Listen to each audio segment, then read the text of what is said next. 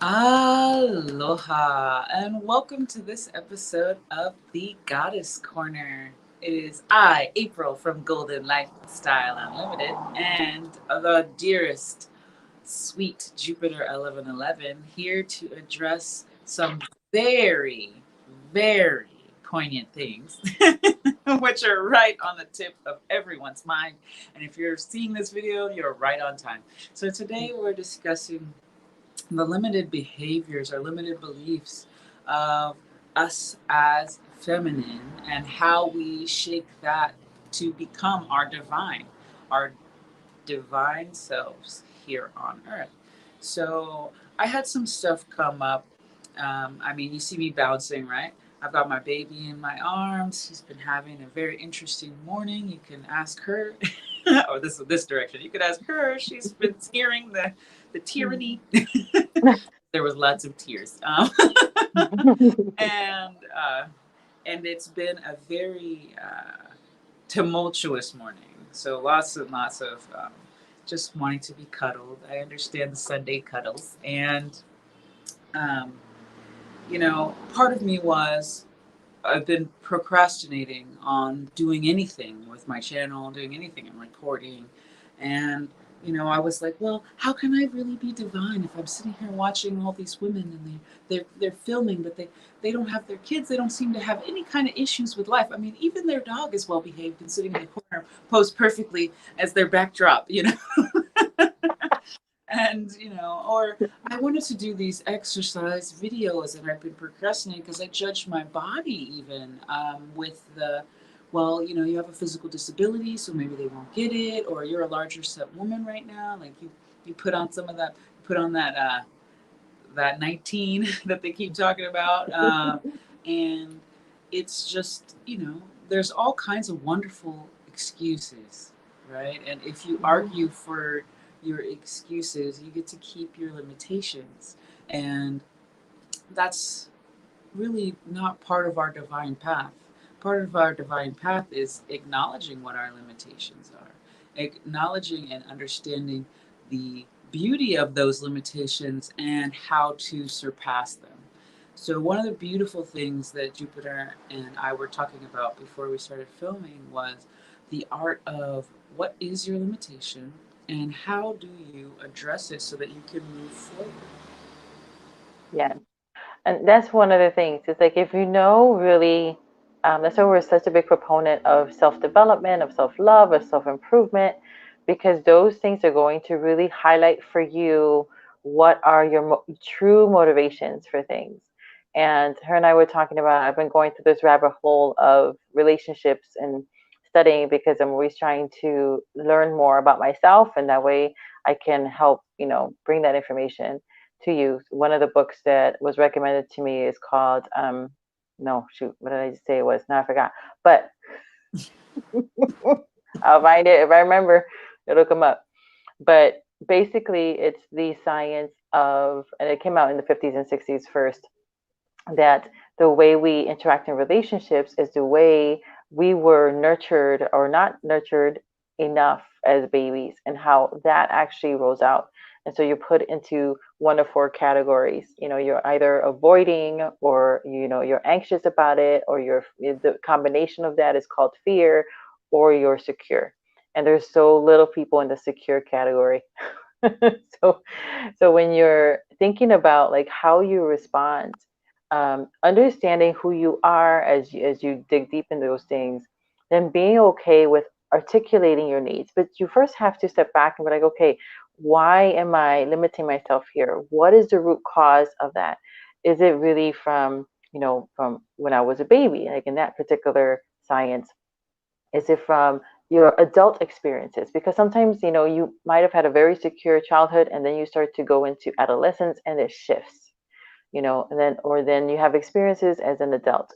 So depending on where those, it's almost like traumatic experiences happen, is how that shapes what you believe about yourself and what you're willing to receive for yourself. So when we're talking about limiting, even the request of what we want, sometimes we're afraid to articulate it, and we're afraid because we're we go back to what a lot of people fear. Basic fear. If you knew me for who I was, will you still love and accept me? And the question is external because we're asking that about ourselves. That's why self love is so important, because we need to love ourselves and accept ourselves for who we are in the moment, knowing that we're just that in the moment. And that's subject to change because we're always evolving, we're always getting better. Who you are right now is not who you were 10 years ago. If you look back at who you were 10 years ago, now you're a completely different person if you've been on this path, any kind of path, self-development path. You're Amen. better, you're better than you used to be, right? When Maya Angelou says, right, when you know better, you do better, and you've been doing better. So how are you having that self-talk? What is that internal narrative that you're having about your past, and how you've actually grown and gotten better versus, oh, I should be this already. I should have already been farther along. I get that a lot with my clients. I should have already been farther along. And then it's saying, okay, well then agree with that internal adversary.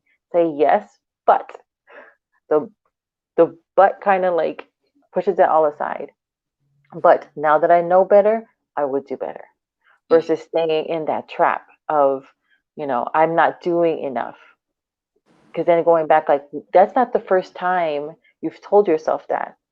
Something external happened to make you feel as though you're not enough, and having to deal with those aspects in order to release it, in order for you to really break your limitations and release that out of your life. Now, we're not always going to change everything, about us, some of those limiting beliefs, but when we understand them, then we can learn to articulate our needs in a way that's loving, open, and honest. And I was telling her, I was listening to somebody now, I can't remember his name either. I'm having brain farts of names right now and things, but the gentleman said, you can never say the wrong thing to the right person, because the right person may may not, maybe that's not that person's love language. Maybe that's not that person's limitation. Maybe they think like, what are you talking about? You're crazy about that, right? But that's yours. And when you recognize it and you articulate it as like, this is what I desire, then the right person will reciprocate, will try to meet that for you. Now, I know a lot of times we're like, okay, you should be meeting your own needs and not having the expectations, but there's always terms and conditions for being with people, right? We want to be respected and honored. And there's always this, the closer you are to somebody, it's like that balance of energy. So it's not wrong for you to articulate what you want. It's not, this is like, this is just what I need to feel loved. And the person you might be connected to may not understand that because they didn't have that kind of languaging. They haven't learned, or they might be in a different energy and not understand this is actually healthy to ask for what you want. And it's even better when the person that you are engaging with wants to give it to you because Now, they love you and they want to be in that dynamic with you. I also want to put out there that, sometimes, we wish, we dream, we ask for really, really big things, but we're not ready to receive it. And, you know, then you go through and you have these regrets and you have these shoulda, coulda, wouldas, right? But the ultimate truth of the matter is the universe did present you what you asked for, and you just asked for a little bit more than you thought you were worthy of or thought you were willing to receive.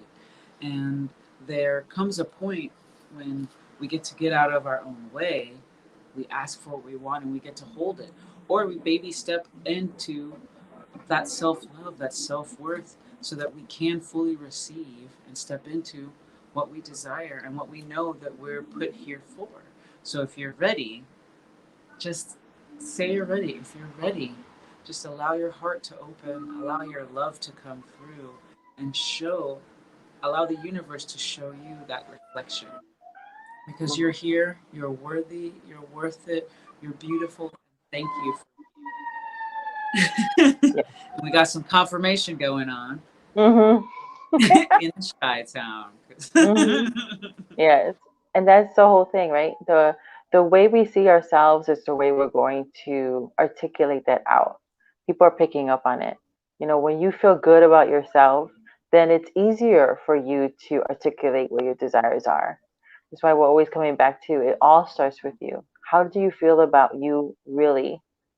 And when you start to slow down and just really think about that, take a few minutes after this video and just like, wow, what do I think about myself really, about money, about my career, about love, about family, about friends, any weight, the way I look, any of those areas that you feel you're struggling in, say it out loud. How do I really feel about that? And then watch how your body responds. Then ask yourself, where did that actually come from? And look for the first memory that kind of comes up naturally. And then see it through the lens of love. Okay, maybe that happened. But now I get to change that dynamic because I get to choose the outcome of that story. And the outcome of the story is I can change from that. That no longer has to trap me. That excuse, that well planned out lie, I can leave that now because I see me for who I really am. Wonderfully and beautifully made for such a time as this. I am needed in this time. And that's why I still have breath. Anything else before we close up? Um, alongside with the analyzation of things, how they have been, how would you like them to be? How all those different areas that you've just explored, how would you like them to feel? And feel free to go into that childlike state and dream as big and as fairy tale like and as wondrous as you want. And then when you get a chance, take a step back and say, well, why can't I have that? What have I? And that's where we start to clue in the pieces in between. And you can now start stepping towards that dream life that you've always wanted to create, because that's it. You're divine. You are heaven here on earth. You are that dreamy, wondrous being. And thank you for being it. So But we love you very much. You are really dreamed up in the heart of Source, in the heart of God. And we're so happy that you were able to share some of your time with us. We really love you. And until next time, which will be very, very soon, from both of us here at the Goddess Corner. Have a great rest of your week. Bye now. aloha.